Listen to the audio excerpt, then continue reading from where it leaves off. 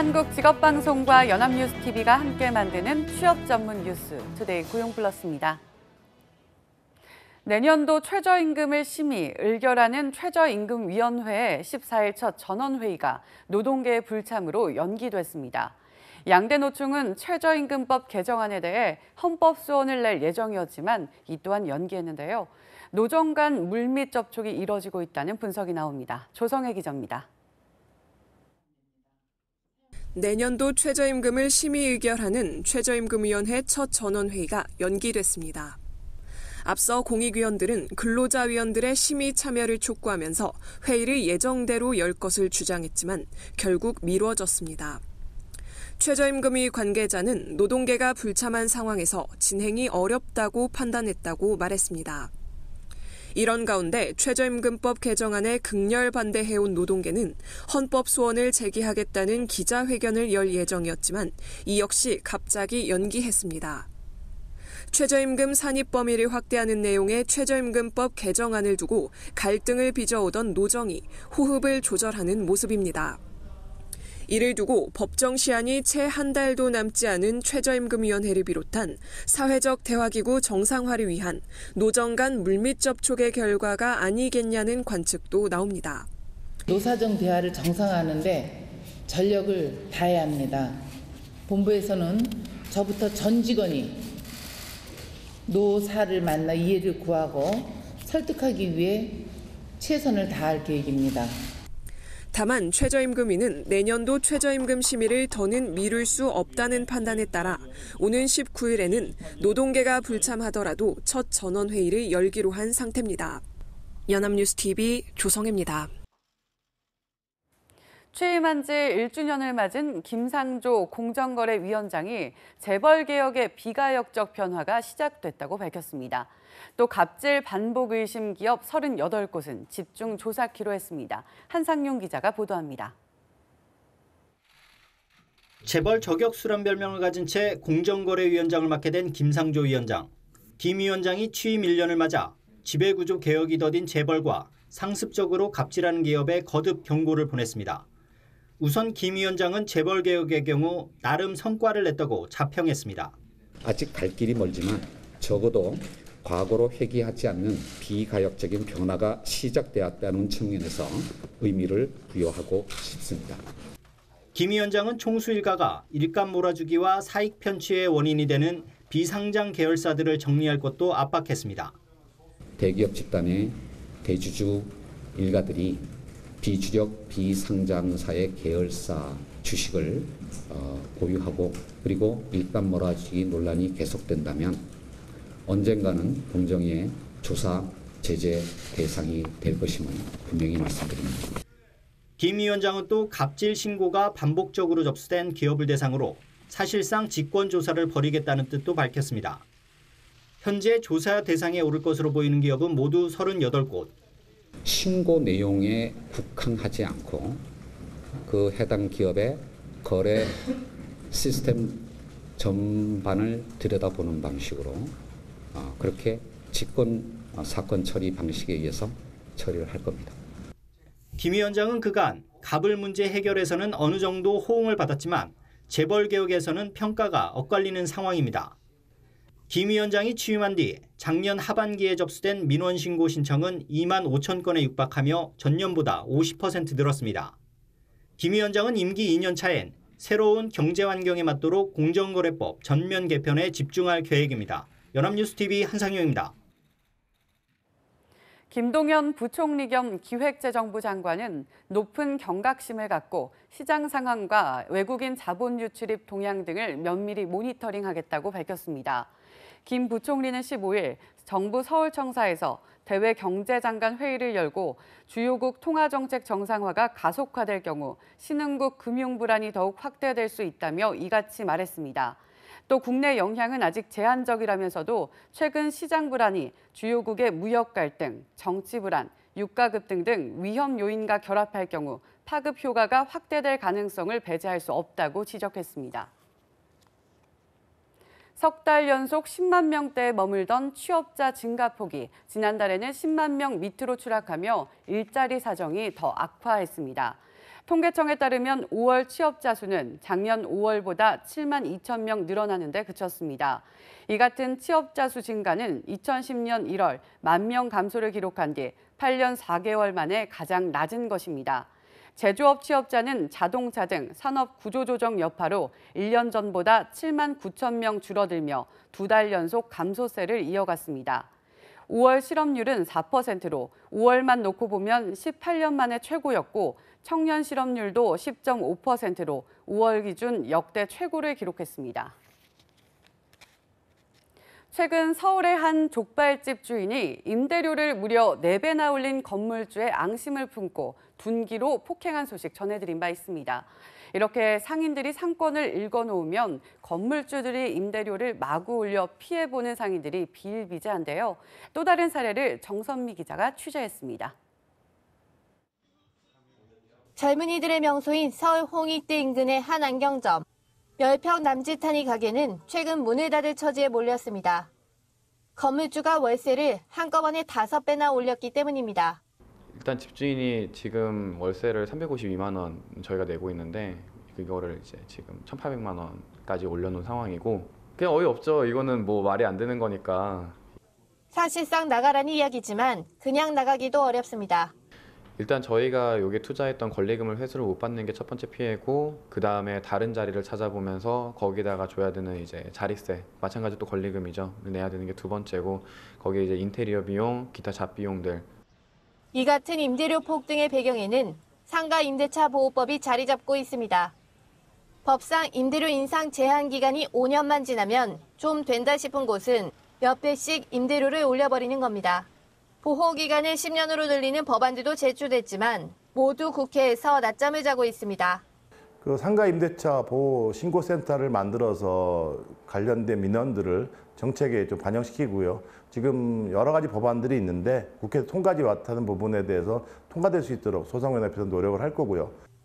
소상공인들은 상권 유지를 위해 법 통과 전이라도 건물주와 임차인의 합의 기구를 통한 임대료 인사폭 결정이 필요하다고 주장합니다. 연합뉴스TV 정선미입니다. 미국이 올해 두 번째 금리 인상을 단행하면서 한미 정책금리 역전폭이 11년 만에 최대인 0.5%포인트로 벌어졌습니다. 정부와 한국은행은 국내에 미치는 영향이 제한적이라며 시장 불안 진화에 나서면서도 불안 요인들에 대한 대응책을 고심하고 있습니다. 김동욱 기자입니다. 미국이 올해 두 번째 금리 인상을 단행하고 향후 인상 속도도 높이겠다고 밝히자 정부는 우선 금융시장 불안 진화에 나섰습니다. 약 4천억 불에 이르는 외환보유액 등 대외 건전성이 견고합니다. 이에 따라 취약 신흥국으로부터 금융불안의 전염 가능성은 거의 없다는 것이 견해가 지배적입니다. 하지만 한국과 미국의 금리 차가 커졌다는 것은 불안 요인으로 작용하고 있습니다. 한미 정책금리 역전폭은 0.5%포인트로 확대돼 11년 만에 최대로 벌어졌습니다. 국내에 투자한 외국인 자금 유출과 함께 신흥국 위기 확대 가능성도 제기됩니다. 한국은행은 국내에 미치는 영향이 제한적이라면서도 대내의 동향을 예의주시하고 있습니다. 최근 금리 인상 여부를 신중하게 결정하겠다던 한은의 셈법은 더 복잡해졌습니다. 이주열 한국은행 총재는 한두 번의 금리 인상으로 자본 유출이 촉발되지 않으며 유출을 결정하는 다른 요소가 많다면서도 취약 신흥국의 금융 불안이 큰 변수가 되고 있다고 말했습니다. 대출금리 인상에 따른 취약계층 가계부채 부실화 가능성도 대비해야 할 부분입니다. 한국은행 기준금리는 지난해 11월 이후 그대로지만 미국 국채금리가 오르면서 국내 시장금리가 계속 오르고 있습니다. 일각에서 6월 위기설도 제기되고 있는 가운데 대내의 불확실성이 더 커지면서 정부와 한은의 고민은 더 깊어질 전망입니다. 연합뉴스TV 김동욱입니다. 금융감독원이 미국 연방준비제도의 기준금리 인상에 편승한 과도한 금리 인상에 엄정 대처하기로 했습니다. 또 시장 불안이 확산할 것을 대비해 금융사들의 외화 유동성도 점검하기로 했습니다.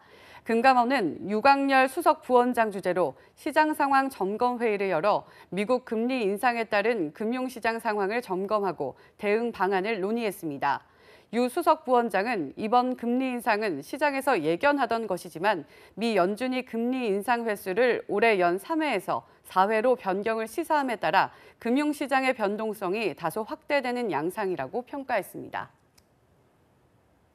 북미 정상회담이 성공리에 막을 내리면서 남북 경제협력 사업도 한층 가속화될 것이란 전망이 나오고 있습니다. 특히 사회 간접 자본, SOC 사업에 필요한 건설 수요가 늘어날 것으로 보이자 우리 업계도 준비에 속도를 내고 있습니다. 곽준영 기자입니다. 최근 대우건설은 회사 내에 북방사업 지원팀을 신설하고 남북 경제협력 프로젝트 준비에 착수했습니다. GS건설과 대림산업, 삼성물산 등 다른 대형 건설사들도 남북 경협사업 선점을 위해 각자 태스크포스를 꾸렸습니다. 남북 정상회담에 이어 북미 정상회담까지 무사히 끝나 남북 경협에 한층 더 속도가 붙을 것이라는 전망 때문입니다. 업계에선 도로, 철도, 전력 등 SOC와 경제특구 설치 관련 인프라 구축 사업으로 건설 수요가 늘어날 것을 예상하고 있습니다. 관광시설 개발도 건설업계가 주목하는 부분입니다. 최근 북미 정상회담차 싱가포르를 방문한 김정은 위원장은 깜짝 심야 투어를 하며 관광시설에 큰 관심을 보였습니다. 김 위원장이 찾은 마리나 베이센즈 호텔은 국내 건설사인 쌍용건설이 시공한 건물로 건설사들은 이러한 랜드마크 건설에 적극 나서겠다는 입장입니다. 건설사들의 해외 수주는 해마다 급감하고 있고 가뜩이나 부진했던 중동 지역 사업은 이란 제재로 더욱 어려워졌습니다. 정부가 국내 SOC 사업 예산도 줄여놔 때마침 찾아온 남북 경협은 업계가 어려움을 덜 수 있는 기회입니다. 위축된 국내 건설 시장뿐만이 아니라 해외 건설 시장의 대체 시장의 역할을 충분히 할 수 있어서 한국 건설 산업의 제2의 분기가 올 수도 있다. 하지만 북한이라는 특수성을 감안할 때 사업 무산 가능성과 공사대금 문제 등 여전히 리스크가 존재하는 만큼 신중할 필요가 있다는 지적도 나옵니다. 연합뉴스TV 곽준영입니다. 북촌 한옥마을은 서울의 관광 명소로 잘 알려져 있죠. 하지만 주민들은 소음과 쓰레기, 사생활 침해로 오랜 기간 고통을 호소해 왔는데요. 서울시가 이른 아침과 저녁, 또 일요일에는 외부인 방문을 제한하기로 했습니다. 강은나래 기자입니다. 하루 평균 7,000명을 웃도는 국내외 관광객이 찾는 서울 북촌 한옥마을. 쓰레기 무단 투기에 조용히 해달라는 안내문도 소용이 없고 일부는 남의 집 마당에 불쑥불쑥 들어가기도 합니다. 주민들은 수년 전부터 내 집에서 편히 쉴 권리를 보장해달라고 호소해왔습니다. 응답하라! 서울시가 이번에 그 해결책으로 한옥마을에 관광 허용 시간제를 도입하기로 했습니다. 가장 붐비는 북촌로 11길 일대 통행을 월요일부터 토요일 오전 10시부터 오후 5시까지만 허용하기로 했습니다. 일요일은 아예 쉬는 날입니다. 일단 홍보하며 자율 시행 기간을 거친 뒤 의무 시행을 위한 제도적 근거를 마련할 방침입니다. 또 마을 입구를 혼잡하게 해온 관광버스 불법 주정차 행위는 집중 단속하고 노상방뇨 문제를 없애기 위해서 공중 화장실도 늘리기로 했습니다. 500명 정도를 대상으로 해서 가이드들이 관광객들에게 그 에티켓이라든가 여러 가지의 그 처벌 규정 아니면 금지 행위, 출입 시간 등등에 대해서 사전에 저희가 교육을 해서 서울시와 종로구는 이달 22일 주민토론회에서 의견을 수렴해 다음 달부터 시행에 들어간다는 계획입니다. 연합뉴스TV 강은나래입니다.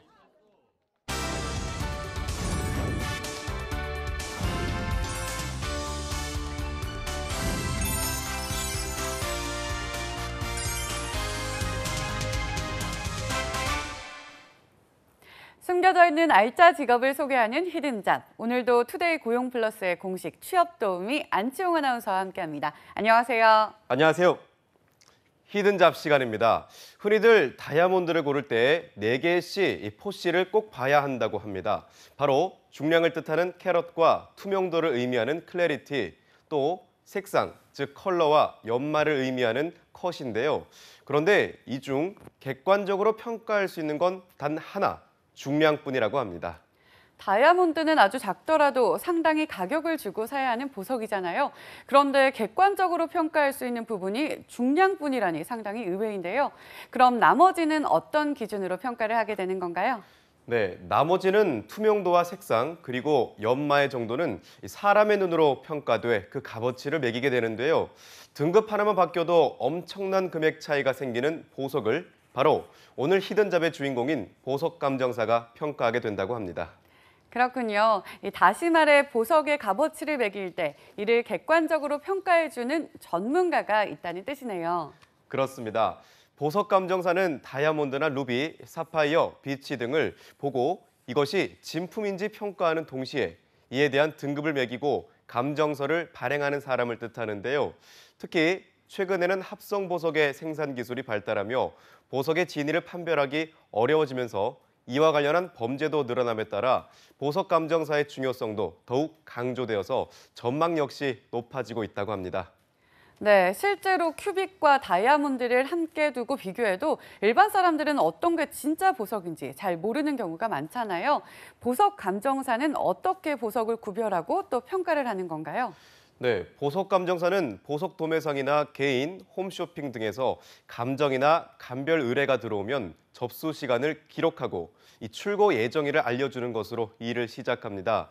그리고 분쟁의 소지를 방지하기 위해서 접수받은 자리에서 보석학적 감별 기구를 통해 1차 감별을 하는데요. 이렇게 감별 절차를 통과한 뒤 본격적으로 감정 작업이 이루어집니다. 다이아몬드를 예를 들면요. 우선 전자저울로 중량을 측정한 뒤에 복수 검사를 통해서 기준석과 비교해 색상과 투명도를 D에서 G까지 23개 등급으로 판별하게 되는데요. 마지막으로 컴퓨터를 통해 다이아몬드 연마 정도를 측정하면 가치 평가를 마치게 된다고 합니다. 이것이 바로 다이아몬드의 포씨를 감정하는 절차라고 할 수 있습니다. 네, 그렇군요. 이렇게 육안과 컴퓨터만으로 감정이 이루어진다는 사실이 굉장히 놀라운데요. 네, 하지만 1차 감별을 통과하지 못한 경우에는 연구실에서 전문 연구원들이 분광기와 같은 첨단 분석 장비를 활용해서 2차 정밀 검사를 하게 되는데요. 여기서도 합성 다이아몬드인 것이 판명되면 감정 서비스가 제공되지 않고 고객에게 돌려주게 됩니다. 천연 다이아몬드지만 인위적으로 가공된 흔적이 있다면 감정서의 세계 기원 표기란에 처리 여부를 반드시 기재해서 유통 과정의 혼란을 줄일 수 있게 하는데요. 마지막으로 포씨 등급과 측정된 다이아몬드 면의 비율과 크기를 게재하면 이 화면과 같이 감정서가 나오게 되는 겁니다.